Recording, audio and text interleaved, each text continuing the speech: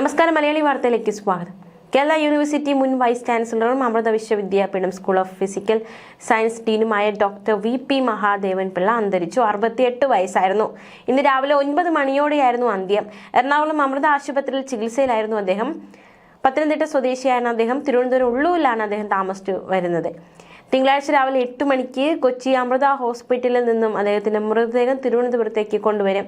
ഉച്ചയ്ക്ക് 3 മണിക്ക് Thiruvananthapuram university senate ഹാളിൽ പൊതുദർശനത്തിന് വയ്ക്കും. ചൊവ്വാഴ്ച ഉച്ചയ്ക്ക് 1 മണിക്ക് തിരുവനന്തപുരം തൈക്കാട് ശാന്തി കവാടത്തിൽ സംസ്കാരം. കേരള സർവകലാശാലയിലെ ഓപ്റ്റോ ഇലക്ട്രോണിക്സ് വിഭാഗം മേധാവിയും അപ്ലൈഡ് സയൻസ് ഫാക്കൽറ്റി ഡീനുമായിരിക്കെയാണ് 2018 അദ്ദേഹത്തെ കേരള സർവകലാശാല വൈസ് ചാൻസലറായി നിയമിക്കുന്നത്. അന്നത്തെ ഗവർണറും സർവകലാശാല ചാൻസലറുമായ പി. സദാശിവമാണ് മഹാദേവൻ പിള്ളയെ 4 വർഷത്തേക്ക് വൈസ് ചാൻസലറായി നിയമിച്ചത്. കേരള സർവകലാശാലയിൽ നിന്ന് 1980 BSc, 1982 MSc, 1992 MPhil, 1996 PhD എന്നിവ പൂർത്തിയാക്കിയ അദ്ദേഹം 1982 മുതൽ 2001 വരെ കൊട്ടാരക്കര സെന്റ് ഗ്രിഗോറിയസ് കോളേജിൽ ഫിസിക്സ് വിഭാഗത്തിൽ ലെക്ചററായി സേവനമനുഷ്ഠിച്ചു. 2001 മെയ് 17 കേരള സർവകലാശാലയിലെ ഓപ്റ്റോ ഇലക്ട്രോണിക്സ് വകുപ്പിൽ റീഡറായി ചേർന്നു. 2005 ജൂലൈ 1 പ്രൊഫസറായി സ്ഥാനക്കയറ്റം. 36 വർഷത്തെ അധ്യാപന പരിചയം അദ്ദേഹത്തിനുണ്ടായിരുന്നു. കഴിഞ്ഞ കുറച്ച് വർഷങ്ങളായി അമൃത വിശ്വവിദ്യാപീഠം കോയമ്പത്തൂർ ക്യാമ്പസിൽ സ്കൂൾ ഓഫ് ഫിസിക്കൽ സയൻസ് ഡീനായി പ്രവർത്തിക്കുകയായിരുന്നു അദ്ദേഹം. നമുക്കറിയാം അദ്ദേഹം എങ്ങനെയാണ് വാർത്തകൾ അല്ലെങ്കിൽ കേരളത്തിൽ കുറച്ചുകൂടി സുപരിചിതനായത് എന്നത്. അതായത് മുൻ ഗവർണർ ആരിഫ് മുഹമ്മദ് ഖാനുമായി ബന്ധപ്പെട്ടുള്ള ചില പോരാട്ടങ്ങൾ, അദ്ദേഹത്തിന്റെ ചില നടപടികൾക്കൊക്കെ വിധേയനായ വ്യക്തിയാണ് അദ്ദേഹം. അത്തരത്തിലാണ് വാർത്തയിൽ പ്രാധാന്യമൊക്കെ അദ്ദേഹം നേടിയത്. പദവിയിൽ നിന്ന് വിരമിക്കാൻ ഒരു ദിവസം ബാക്കി നിൽക്കെ മഹാദേവൻ പിള്ള ഉൾപ്പെടെ 9 VC-മാർക്ക് രാജി തേടിയുള്ള അന്നത്തെ ചാൻസലറായ ഗവർണർ ആരിഫ് മുഹമ്മദ് ഖാന്റെ നിർദ്ദേശം കിട്ടിയിരുന്നു. ഇത് പിന്നീട് വാർത്താ പ്രാധാന്യം കിട്ടുകയുണ്ടായി. ഗവർണറുടെ പുറത്താക്കൽ നീക്കത്തെ അതിജീവിച്ച് കാലാവധി പൂർത്തിയാക്കി കേരള സർവകലാശാല vice chancellor doctor V P. Mahadevan Pillai പടിയിറങ്ങിയത്. പദവിയിൽ നിന്ന് വിരമിക്കാൻ ഒരു ദിവസം ബാക്കി നിൽക്കെയാണ് മഹാദേവൻ പിള്ള ഉൾപ്പെടെ 9 VC-മാർക്ക് രാജി തേടിയുള്ള ചാൻസലറായ ഗവർണറുടെ നിർദ്ദേശം കിട്ടിയത്. രാവിലെ 11:30-കകം രാജി കിട്ടണമെന്നായിരുന്നു ഗവർണറുടെ നിർദ്ദേശം. എന്നാൽ ഗവർണറുടെ നിർദ്ദേശത്തെ നിയമപരമായി 9 VC-മാരും ചേർന്ന് കോടതിയിൽ ചോദ്യം ചെയ്യാൻ തീരുമാനിച്ചതോടെ അവിടെ ഒരു പോര് ഉടലെടുക്കുകയായിരുന്നു.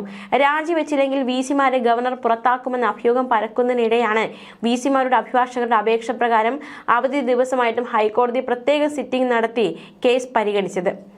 ഗവർണറുടെ നടപടി കോടതിയിലെത്തിയതോടെ ഉടൻ പിരിച്ചുവിടൽ നീക്കത്തിൽ നിന്ന് ഗവർണർ പുറകോട്ട് പോയി. പിന്നാലെ രാജി ആവശ്യത്തിൽ നിന്ന് ചുവടുമാറ്റി 9 VC-മാർക്കും ഗവർണർ കാരണം കാണിക്കൽ നോട്ടീസ് നൽകുകയും മാത്രമല്ല പിന്നീട് മറുപടി നൽകാൻ നിർദ്ദേശിക്കുകയുമായിരുന്നു. ഇതോടെ കേരള VC-ക്ക് കാലാവധി പൂർത്തിയാക്കി വിരമിക്കാനുള്ള സാഹചര്യം ഒരുങ്ങുകയും ചെയ്തു.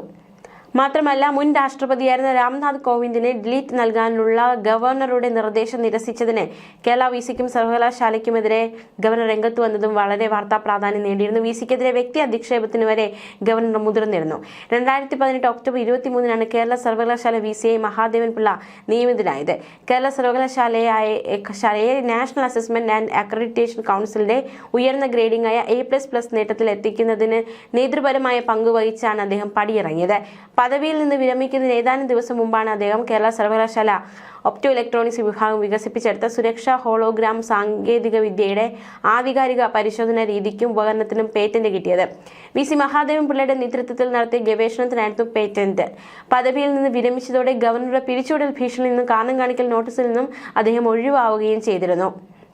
മാത്രമല്ല ഡോക്ടർ വി.പി. മഹാദേവൻ പിള്ള ഗവർണർക്ക് വിശദീകരണം നൽകുന്ന സാഹചര്യം ഉണ്ടായിട്ടുണ്ട്. VC ആകാൻ വേണ്ട യോഗ്യതകൾ തനിക്കുണ്ടെന്നും സ്ഥാനത്തേക്ക് എത്തിയത് ചട്ടപ്രകാരമായിരുന്നുവെന്നും അദ്ദേഹം അറിയിച്ചിരുന്നു. ഒക്ടോബർ 24-ന് doctor V P. Mahadevan Pillai VC പദവിയിൽ നിന്ന് വിരമിച്ചിരുന്നു. നേരത്തെ രാജിവെക്കാൻ ഗവർണർ നോട്ടീസ് നൽകിയവരിൽ മഹാദേവൻ പിള്ളയും ഉണ്ടായിരുന്നു. കാര്യങ്ങൾ വിശദീകരിക്കാൻ അവസരം നൽകാമെന്ന് കാണിച്ച് വൈസ് ചാൻസലർമാർക്ക് ഗവർണർ വീണ്ടും കത്തയക്കുകയും ചെയ്തിരുന്നു.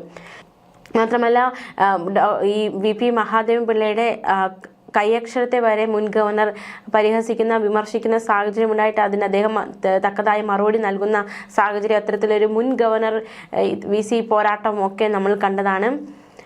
എന്തായാലും ഡോക്ടർ വി.പി. മോഹൻ പിള്ള നേരത്തെ വഹിച്ചിരുന്ന പ്രധാന പദവികളും അംഗത്വങ്ങളും കൂടി നമുക്കൊന്ന് നോക്കാം. കേരള സർവകലാശാല board of studies opto electronics chairman സ്ഥാനം വഹിച്ചിട്ടുണ്ട്.